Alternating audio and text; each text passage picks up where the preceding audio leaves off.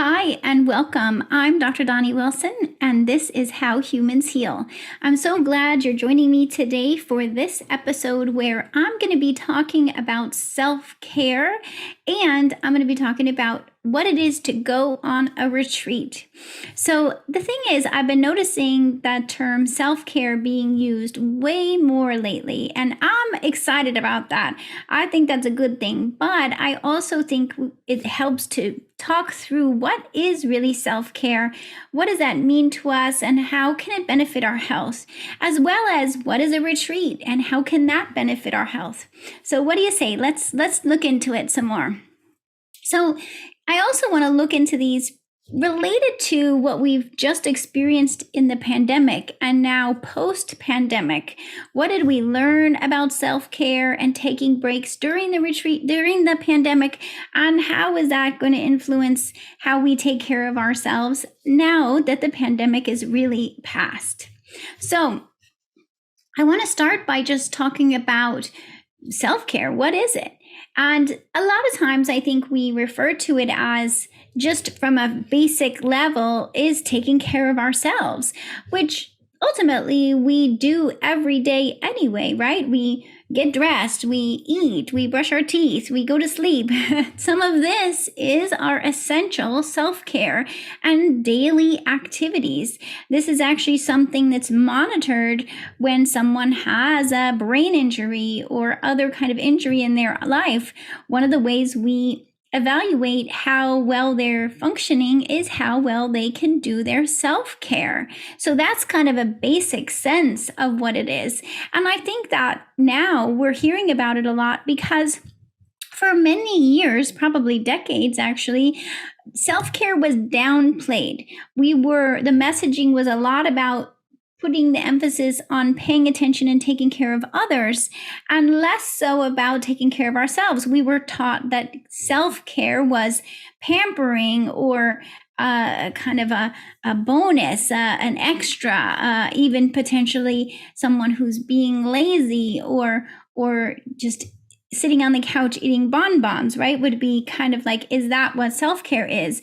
And I would say it's not necessarily just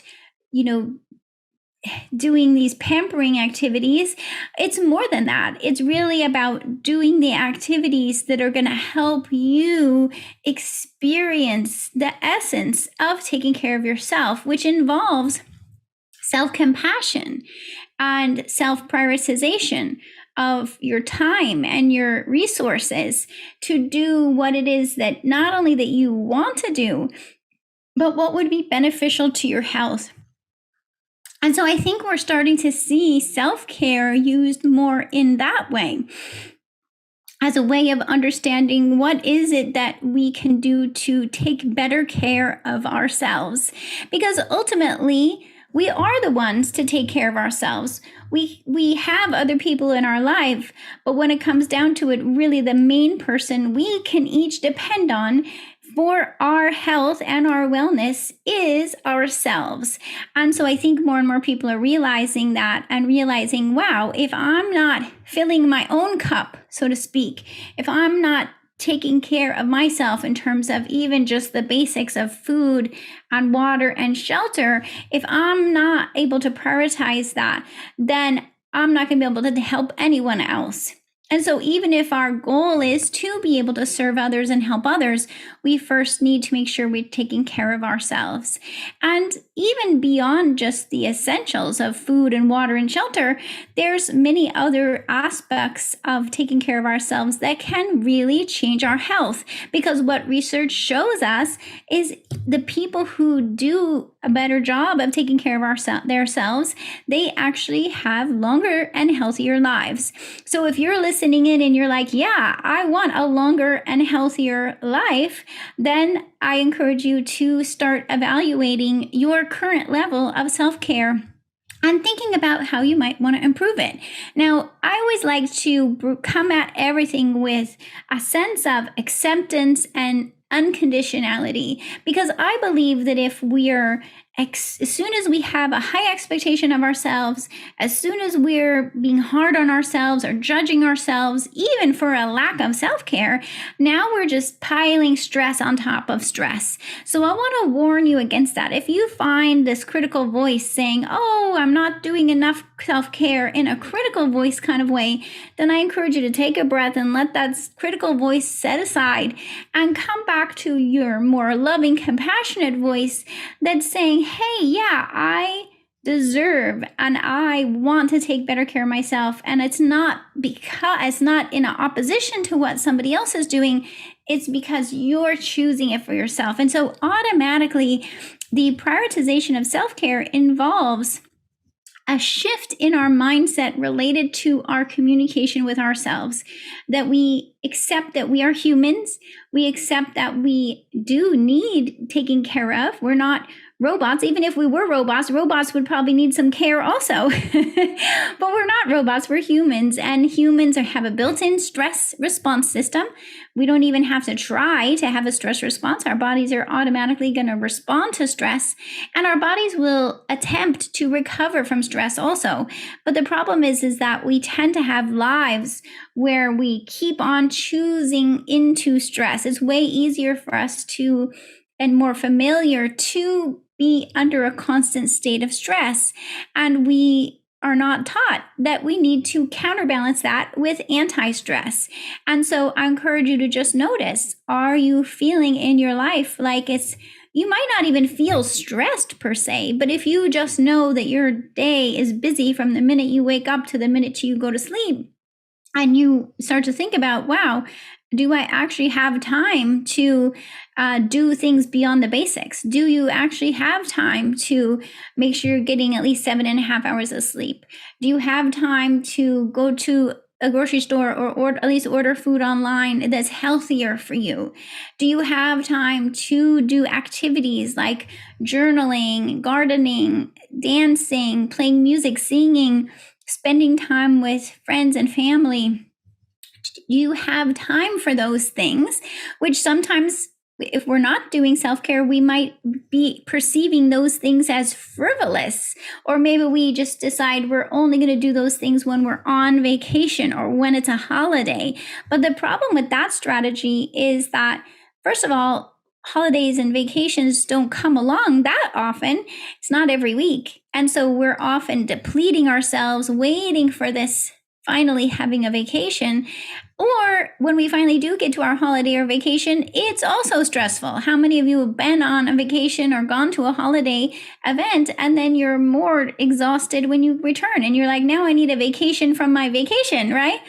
So that strategy really isn't adequate. We need to be integrating our self-care into our day-to-day, our week by week, our month, our usual means of going about our life. It needs to be fully integrated into what we're up to. And I only figured this out by going through it myself, only by going through medical school and training to deliver babies, only by running my own practice and businesses, and by being a mom, a single mom raising my daughter at the same time as going through health issues myself. And I would say to myself, how do I, when I go, say, away for a few days and we get that feeling where you can just take a breath and you're not so focused on what's happening in the next 5 minutes, what's happening in the next hour, what's due tomorrow, like you just can let go of that. You almost forget what day it is. And then I would come back to my usual daily schedule and I would think to myself, how can I integrate this in? How can I maintain this same state in my usual life? And that became my mission. That became the question I woke up asking myself every day. How do I maintain the sense of being on vacation, but while doing my usual life? And it took years of trial and error. So I want to really encourage you to say this is not something you're going to be perfect at on day one. In fact, I would try to set aside perfection.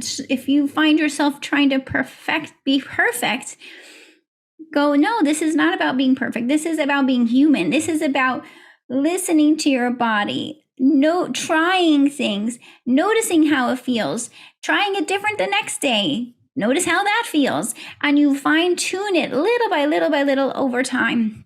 And that to me is where I've found the most success with integrating self-care into my day-to-day activities. Now, in my new book, the Master Your Stress, Reset Your Health book, which you can see here over my shoulder, and it's available on Amazon and other places where you might order books, including Audible.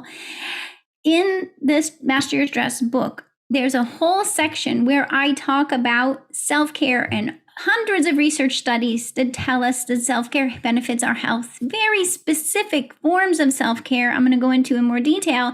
And I talk about how to create a self-care routine. And then I came out with a journal or notebook that's a self-care notebook to help you journal about your experience of implementing self-care and learning along the way how to fine-tune it for you, because I really believe that self-care is not one size fits all. It's what I do for self-care. It may not be the exact thing that's going to benefit you for self-care. So we use each other for ideas, but ultimately you need to know your body and implement self-care that's going to match for you. And what I argue in the book, Master Your Stress, is that our self-care is as unique as our stress type.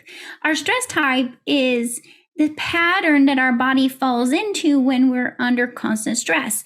So when we're under constant stress, our cortisol and adrenaline levels are not coming back to optimal the way we would like them to, because studies show that when humans have optimal cortisol at different times a day and optimal adrenaline at different times a day, they have fewer health issues. They have less heart attacks, less cancer, less dementia, less, you name it, autoimmunity, injuries, and they have improved productivity and quality of life. So we want that, right? We want to experience the positive, and the way we get that is by having optimal cortisol and optimal adrenaline.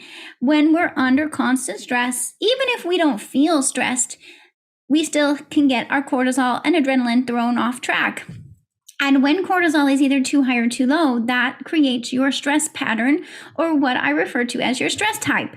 You can do the stress type quiz in my book or on the website at drdoni.com. We'll put a link for you so you can do the stress type quiz if you haven't done it yet. So then you know likely whether your cortisol and adrenaline is too high or too low. Once you know your stress type, then I can suggest the supplements that will help you optimize your cortisol and adrenaline. There's certain herbs that are good at bringing cortisol down that's too high, and different herbs when cortisol is too low to bring it back up to optimal. And same with adrenaline, different nutrients based on what your adrenaline levels are. You can also order from my office a test. It's a home test, specialty test. You pay out of pocket and you measure your cortisol and adrenaline levels so you know exactly what your cortisol and adrenaline are up to. So that's also an option.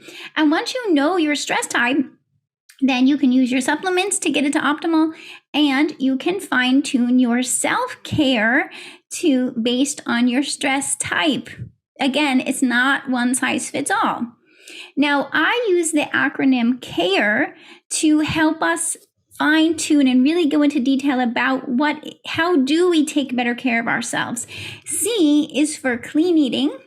This can be everything from even just avoiding foods that are more stressful to our bodies, processed foods, choosing whole foods, avoiding pesticides by choosing organic foods, avoiding things like sugar that we know disrupts our blood sugar and is inflammatory to our bodies, avoiding food sensitivities that are inflammatory like gluten and dairy, or doing a food sensitivity test so you can know exactly which foods are inflammatory for you and whether you have leaky gut, which is caused by stress. So we can really fine tune our diet, even the intervals of eating, the balance of macronutrients, and how long we fast overnight. That all is unique to you and determined by your stress type. The A in C.A.R.E is for adequate sleep. So much of the time, we're not getting enough sleep, whether that's because we have a baby or child who's waking us, or an animal who's waking us, or we have too much on our to-do list, or our nervous system is waking us up. So we need to figure out, if you're not getting good sleep, we need to figure out why and address it so that you can get that sleep. The sleep is when we do so much recovery. We know our nervous system recovers while we sleep, but so does the rest of our body. All kinds of rest and repair occurs and hormone resets are happening. There's so much to get done while we sleep. It's essential. So that's why this A in C.A.R.E stands for adequate sleep. R is for recovery activities. And this includes everything from just taking a break, even if it's just to have some quiet to yourself, to spending time in nature, spending time with pets, spending time with loved ones, music, dancing, meditation, yoga, and even substances like psychedelic substances and peptides, among others, that help us recover from stress.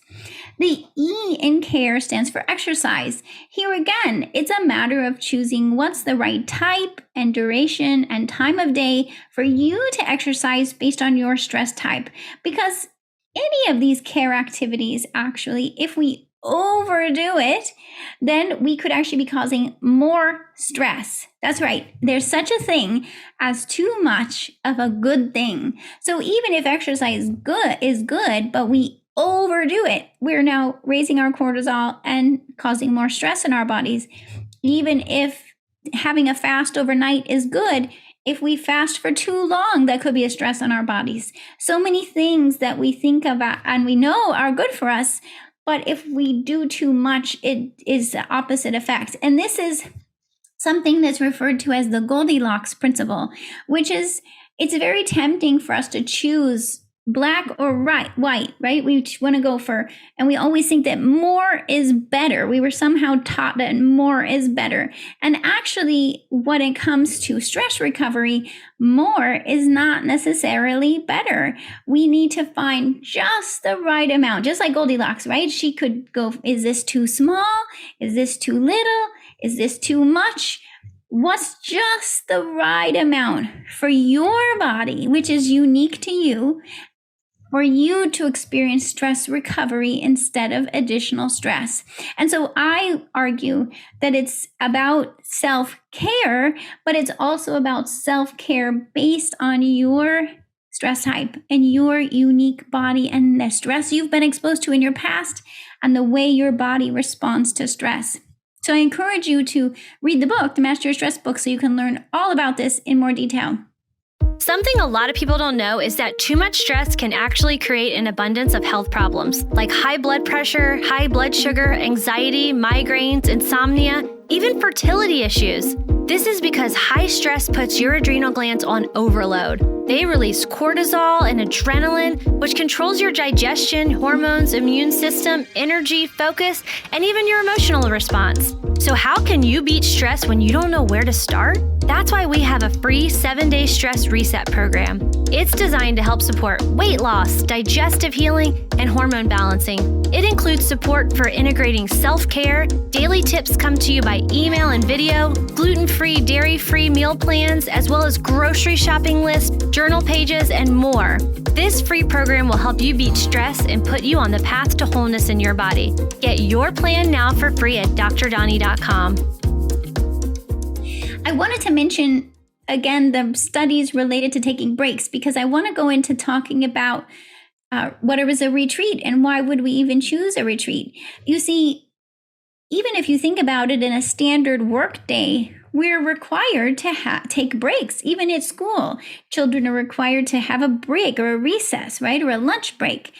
And sometimes when we're not in that kind of a preset schedule, we end up not taking breaks. We keep going and thinking of the next thing we need to get done. And actually, studies show that when we take breaks, even a short break, that we increase our productivity, we improve our health, and we decrease illness. So we need to figure out, we need to learn how to take more breaks. So if I encourage you to evaluate, how are you taking some breaks in your day? Especially if you're working from home or you're setting your own schedule, or you're a student and you have a different schedule each day. Are you taking breaks? Can you take 5 minutes? Start with something small. Can you take half an hour? This is how I did it. I had to start small with creating breaks in my day and my schedule. What if I could take a 4-hour break? How do I create that where nobody needs me? I'm not expected anywhere. I can do whatever I want. And at first, you might feel like you're being lazy, but actually doing nothing is a really good thing for our nervous system. Our nervous system needs us to sometimes just do nothing or do something just very gentle and soothing. Maybe it's watching something that's very soothing to you, or listening to something that's soothing to you, or just being in nature, being at the beach and listening to the waves, right? So we need those breaks for our nervous system. And then I think you'll find when you go back to doing whatever you want to do, you're going to be more efficient at it and more productive and enjoy it more. So it does require that we prioritize it in our schedule. We have to kind of even set a timer or put it on the calendar. If you have a calendar that's shared with other people, get used to it. Just make it part of the automatic pattern in your day. And, maybe it's you take a 5-minute break every hour. Maybe it's that you take an hour break in the middle of the day. Maybe it's that you make sure that in your week you have a day where you don't have to do anything. Maybe it's that you every month you get several days off, or even be able to go to a retreat. A retreat is often used it could be anywhere from 1 day to 10 days or longer, even a month. And a retreat is where the difference from a vacation is usually that in a retreat, the focus is on self-care in general. It's about self-discovery, self-reflection. Sometimes a retreat involves a type of exercise like yoga. It might be a meditation retreat. It might be a retreat where you're spending time in nature. Maybe you're camping. Maybe you're doing something else that's spending time in nature. Maybe a retreat can also be combined with using a psychedelic substance. You could go to a country where, for example, a psychedelic substance like ayahuasca is legal, and you might combine diet changes with sleep and stress recovery activities, as well as a psychedelic experience at the same time. Usually a retreat might also include music and journaling, or maybe artwork like painting. So you're doing things that are all about helping you to have a break from your life and have time to reflect on your goals and your values and the things you've experienced, and being able to process them in a supportive environment, without any distractions, and sometimes without any devices, like no phones or computers, and definitely without any deadlines. It's all about just being able to relax and be in the moment and learn from the experience. So this might be something I want to encourage all of you, if you haven't done that, to think about. You can find many different types of retreats available. And I'm happy to, if you're interested, just let me know and I can share some ideas of retreats that I'm aware of. And I also have created an online retreat that's called the 7-day self-care stress reset, where you have 7 days where I guide you through videos to change your diet and implement care as I've just described it, so that you can really take this as a chance to reset in your life. Even you can do it from home, and you could even do it on a holiday weekend. You could do it. We're going to plan one live for the new year. So I hope you all can join me in that, and I'll put a link for you to be able to sign up and join me for a new year self-care retreat online, so that you don't even have to travel to go to this retreat, and start to help you learn what that is and how it benefits you. And then you can see if you want to choose more of that. I wanted to also mention this related to the pandemic, because the thing I think that happened for a lot of people during the pandemic is that we were spending a lot more time at home, and we learned that there is a lot of value of being able to not be constantly commuting and traveling, what is it like to be in our home? What is the meaning of a home? And how did that reset our routine and our sense of self-care? And from talking to so many people and patients, I've seen that there's a new awareness and understanding of what that is to take care of ourselves. In the case of the pandemic, a lot of it was preventing the exposure to a virus. But I actually think that it ended up teaching us about helping us in many ways to take care of our health in terms of preventing a virus, but also in terms of preventing other health issues. And also choosing differently. When do we choose to go to an event? Say you're invited to something. Is it something you really want to do? And how do we communicate a yes or a no? During the pandemic, we could say no because of the pandemic. But now sometimes it gives us another chance to say, hey, do I really want to go and participate in this activity? Maybe I do. Maybe it's going to benefit me and myself and my care for myself, or maybe not. And how do I communicate that this might be something that I don't want to do? Learning how to say yes when it's the right thing for us and no when it's maybe something we don't want to do. And learning those boundaries. How do we know what's the right choices for us based on our prioritization of our self-care? So some of you may be still a little bit going through this process, post-pandemic process of starting to feel more comfortable going out and traveling and spending time with others. And so I want to just address that as well. That sometimes because for so long we were at home and we were kind of teaching ourselves that was the safest place. But now we need to reteach ourselves that there are safe ways to be around other people, to travel, to do things we love, because we also know from research that if we're so isolated, that's not necessarily good for our health either. That it's better if we can have exposure to other humans, to microbiome in the world, to community experiences, to adventure, and to learning. And so really just to remind you that there are benefits of being able to take good care of ourselves at home and to then maintain that and carry that over to taking good care of ourselves when we go outside of our home and enjoy other locations and other people. And learning how to communicate in a way where we can really protect ourselves.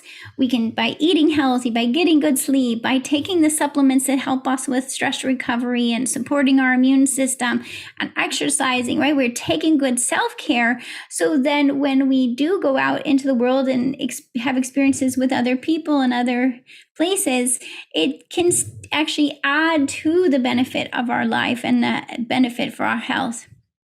So really what I'm saying is that it's a lot about balance, a balance of activities, a balance of experiences, a balance of exposures, and really a balance of stress, choosing the stress that is as best as possible, optimal for us and in line with our values and our purpose, and also choosing an appropriate counterbalance of anti-stress. How do we choose what we love and also choose to support ourselves while we're doing that?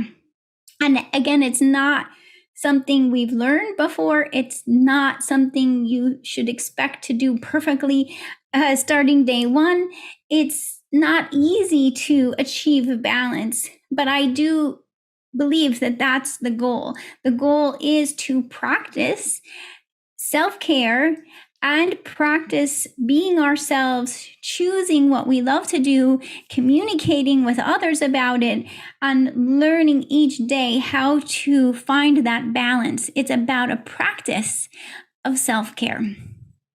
So thanks again, all of you, for joining me. I'd love to hear if you have any questions or comments or how this is inspiring you to implement more self-care into your day-to-day routine.